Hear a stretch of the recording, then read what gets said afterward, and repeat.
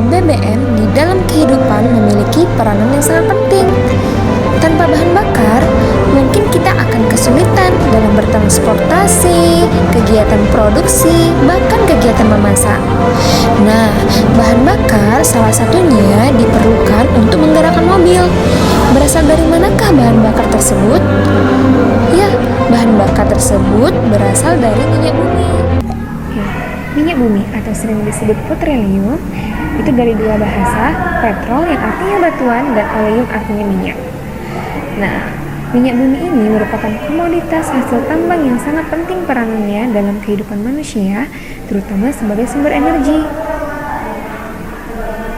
Bagaimanakah proses terbentuknya minyak bumi ini? Nah, minyak bumi ini merupakan bahan bakar yang dihasilkan oleh alam dari fosil-fosil yang terpendam berjuta-juta tahun lampau. Dimulai ketika ada tanaman atau hewan yang terkubur di dalam lapisan kerak bumi selama jutaan tahun yang lalu. Kemudian tanaman dan hewan yang mati tersebut akan terbawa ke dalam lapisan kerak bumi lewat pergerakan lapisan lempeng bumi.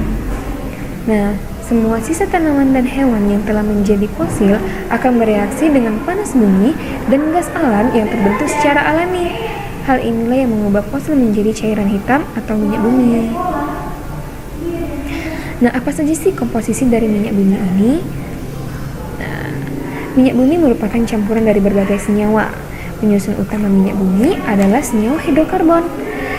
Nah, senyawa hidrokarbon yang terkandung yaitu 90-99% yang terdiri dari senyawa alkana, sikloalkana, dan juga aromatis.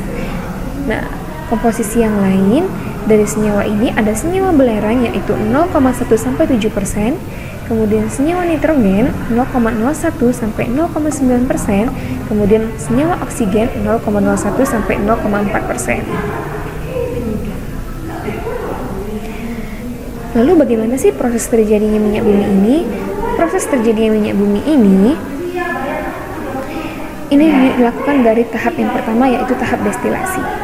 Tahap destilasi ini merupakan pemisahan fraksi-fraksi minyak bumi berdasarkan perbedaan titik didihnya. Nah, ini dimulai dari minyak bumi ini diambil dari perboran minyak yang warnanya masih hitam dan dimasukkan ke dalam suatu tangki dan dipanaskan dengan suhu yang sangat tinggi sampai mencapai 600 derajat Celcius. Nah, ketika minyak bumi ini dipanaskan akan menghasilkan suatu gas dari fasa cair menjadi fasa gas. Kemudian, fasa gas ini dialirkan di dalam tabung destilasi dengan suhu-suhu yang berbeda-beda. Nah, dapat kita lihat suhu yang tertinggi yaitu 600 derajat Celcius dan yang paling atas itu adalah suhu terendah itu kurang dari 20 derajat Celcius. Nah, bagaimana saja sih proses terjadinya minyak bumi dari minyak mentah menjadi fraksi-fraksi minyak bumi? Nah, setelah tahap destilasi, yaitu tahap kedua adalah perangkahan atau cracking. Nah, perangkahan atau cracking ini adalah proses pemecahan hidrokarbon atau molekul-molekul ukuran besar menjadi molekul ukuran-ukuran kecil. Kemudian, tahap selanjutnya itu adalah reforming. Reforming ini adalah mengubah struktur molekul dari fraksi yang mutunya jelek menjadi fraksi yang mutunya lebih baik lagi. Kemudian, tahap selanjutnya yaitu alkilasi. Nah, di alkilasi ini adalah penambahan atom C pada suatu fraksi sehingga menjadi lebih panjang dan juga bercabang. Nah, yang selanjutnya itu adalah polimerisasi, yaitu penggabungan antara molekul kecil menjadi molekul yang lebih besar. Nah, selanjutnya itu adalah tahap treating. Treating ini adalah proses pemurnian minyak bumi dengan mengeliminasi bahan pengotor yang terlibat dalam proses pengolahan tersebut. Nah, dari selesai proses pemurnian, mulai dari tahap destilasi, kita dapat ketahui contoh-contoh apa saja sih fraksi-fraksi yang dihasilkan dari proses destilasi minyak bumi ini. Nah, yang pertama itu adalah propana dan butana. Propana dan butana ini biasanya untuk gas LPG. Kemudian yang kedua itu adalah petrol dan gasolin. Nah, ini biasanya untuk kendaraan bermotor. Kemudian ada prosin atau sering aftar itu sering digunakan untuk ala pesawat terbang. Kemudian diesel, itu adalah bahan bakar kendaraan. Kemudian bisa digunakan untuk minyak industri. Kemudian bisa digunakan untuk pelumas, dan yang paling berat itu dimanfaatkan untuk aspal, pengeras jalan. Nah, secara lebih lengkap, fraksi-fraksi minyak bumi dapat dimanfaatkan, yaitu yang pertama. Di sini ada gas. Nah, di sini dijelaskan jumlah atomnya.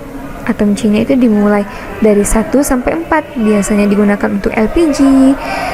Nah, kemudian petroleum ether digunakan sebagai pelarut.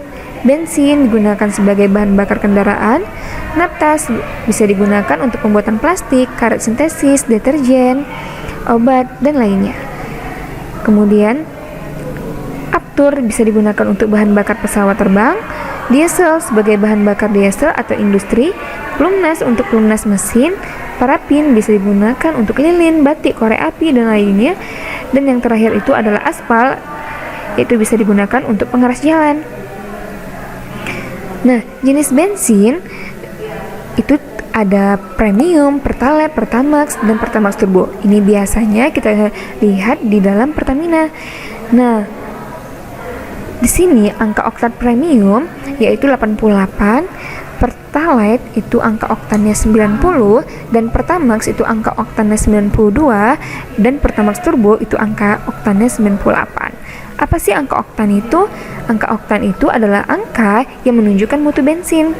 Semakin tinggi angka oktan, maka mutu bensin semakin baik, dan ketukan atau knocking mesin semakin kecil.